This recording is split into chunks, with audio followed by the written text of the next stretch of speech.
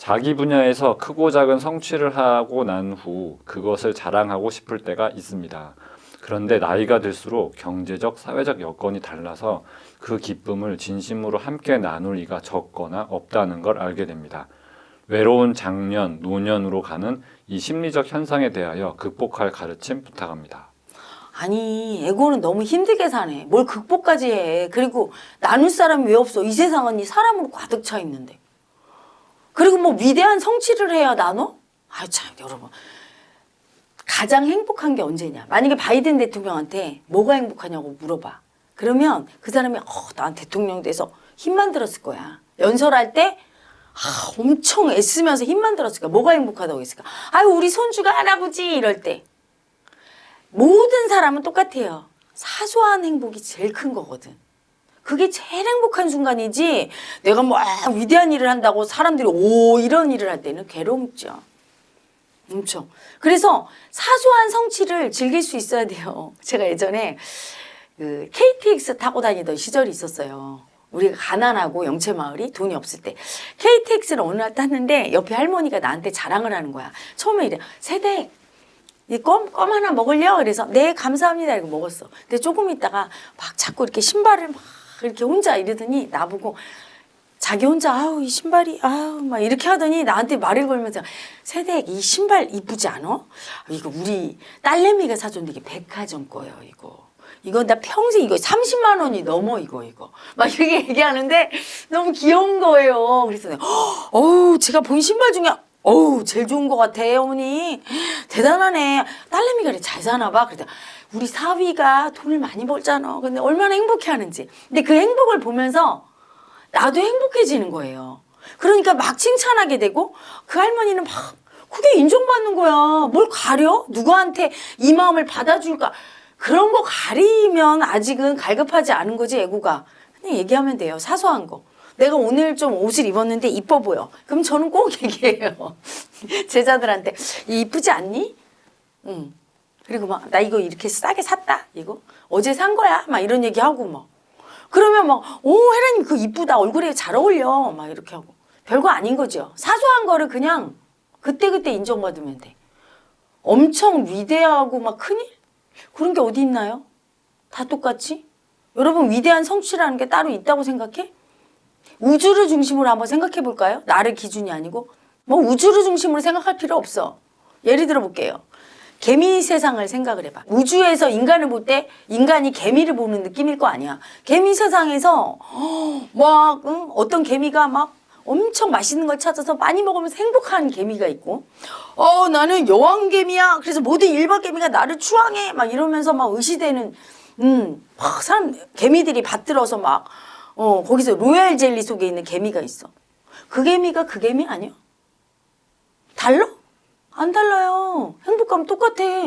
위대한 성취라고 느끼고 나는 대단하다고 느끼는 건 망상이야. 에고가 느끼는. 우주가 볼 때 대단한 인간이 따로 있겠어? 응?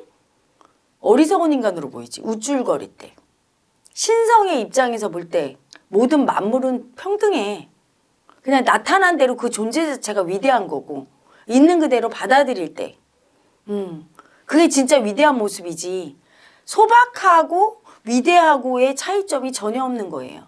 그리고 진실한 행복은 행복을 더 많이 느끼는 건 소박한 쪽에서 훨씬 많이 느끼지 위대함 쪽에서는 두렵고 힘들고 아프기만 해. 에고 입장에서 볼 때. 그렇기 때문에 그 에고가 싹 죽은 깨달은 사람의 입장에서 볼 때는 위대하다와 소박하다는 없는 거야. 차이가. 크고 작음이 없는 거예요. 할머니가 나한테 이렇게 우리 딸이 이걸 사줘서 행복함을 느끼는 거와 저기 노벨 문학상을 받은 위대한 작가가 나 이렇게 상 받았다고 할 때 느끼는 행복은 똑같은 거야. 근데 그 느끼는 행복의 질의 차이를 두고 모든 에고들이 이건 위대한 행복, 위대하지 않은 행복. 모든 마음은 다 위대해요. 위대하지 않은 마음이 어디 있어? 아픔도 위대하다고 보거든. 아픔의 종류를 두고 나는 이렇게 내 가족을 희생하고 이런 아픔. 이순신 장군이 나라를 구할 때 그 아픔 똑같이 위대해. 그 아픔을 인정하고 겪어낼 때 인간의 정신은 위대하죠. 물질보다 위대한 게 정신이고 정신보다 위대한 게 진리 그 자체예요. 그 진리에 신성해서 본래에게서 모든 것이 나왔기 때문에. 공이라고 하는 가장 위대한 진리인 공은 어때요? 아무것도 없잖아. 무라고 하잖아. 무라는 것도 없는 공이잖아요. 없다고 할 만한 것도 없다는 공이잖아요.